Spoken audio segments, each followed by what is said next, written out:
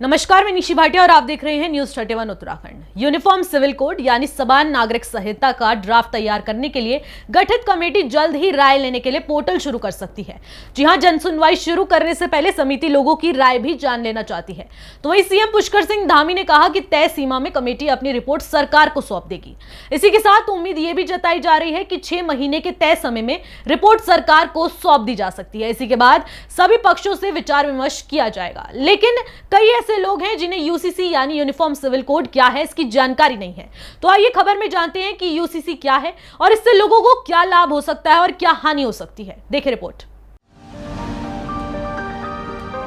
उत्तराखंड सरकार की ओर से गठित ड्राफ्ट कमेटी की तीसरी बैठक मंगलवार को नई दिल्ली स्थित उत्तराखंड सदन में हुई। कमेटी की अध्यक्ष जस्टिस रंजना प्रकाश देसाई की अध्यक्षता में संपन्न बैठक में सदस्यों ने तय किया कि जल्द लोगों से इस विषय पर सुझाव आमंत्रित किए जाएंगे। तो वहीं सूत्रों के मुताबिक बैठक में संविधान सभा के इस विषय पर हुई बहस के साथ ही लॉ कमीशन की 2018 में सौंपी गई रिपोर्ट पर व्यापक चर्चा की गई, जहां लॉ कमीशन की रिपोर्ट में समान नागरिक संहिता पर विशेष उत्साह नहीं दिखाए जाने पर भी समिति के सदस्य असमंजस में हैं। इतना ही नहीं, बैठक में सभी पर्सनल लॉ और कोर्ट के विभिन्न फैसलों पर भी विचार किया गया।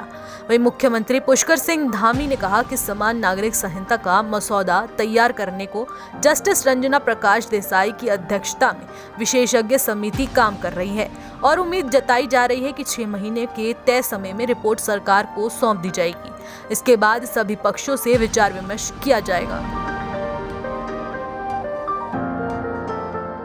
अब आसान शब्दों में जानते हैं कि आखिर यूसीसी है क्या। तो आपको बता दूं कि यूसीसी की फुल फॉर्म होती है यूनिफॉर्म सिविल कोड और इसका मतलब है कि विवाह, तलाक, बच्चा गोद लेना और संपत्ति बंटवारे जैसे विषयों में सभी नागरिकों के लिए एक जैसा नियम।